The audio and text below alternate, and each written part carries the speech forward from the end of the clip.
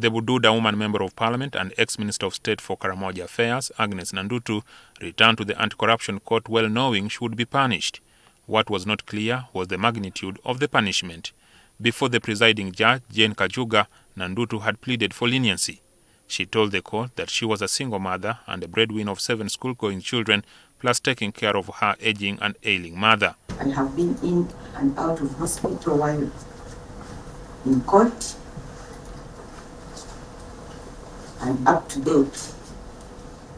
My health is not okay. I'm still in and out of hospital. Also, she issued an apology for having committed the offence in pleading for a lenient sentence. I would request this court, Honorable Court, Lord, give me a non-custodial sentence for me to allow me to take care of my family. He's very young and I'm their own breadwinner. As I told you, I'm a single mother of 7 children. However, the prosecution disagreed with Nandutu's appeal on the ground of health, insisting that she would have presented a medical report as evidence to show that she cannot be taken care of in prison. The prosecution asked for a 5-year sentence. It must be emphasized that leaders, including members of parliament and ministers, are not above the law. And where they engage in corrupt conduct, they must face consequences that reflect the seriousness of their action and the trust reposed in them by the public. The penalty for the offence of dealing with suspected government property is a fine of 160 currency points, equivalent to 3.2 million shillings, a jail term of up to 7 years, or both.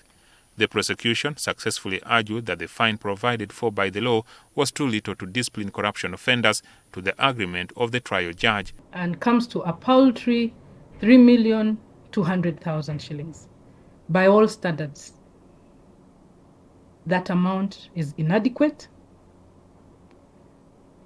And I, at this juncture, wish to state that it may be useful for the legislature to consider or reconsider the ranges of fines that are prescribed in the law for corruption offences. Justice Jane Kajuga opted to sentence Nandutu to 4 years in prison. The missing iron sheets have been paid for and the convict is remorseful.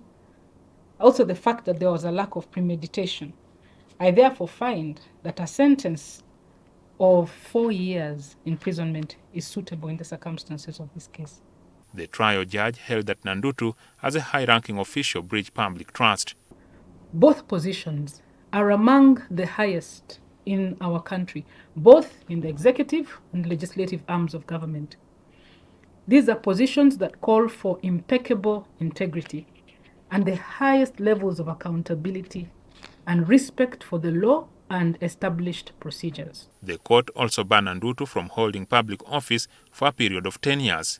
Nandutu becomes the first person of a multitude of government officials who were mentioned to have received the diverted iron sheets that were meant for the vulnerable in Karamoja.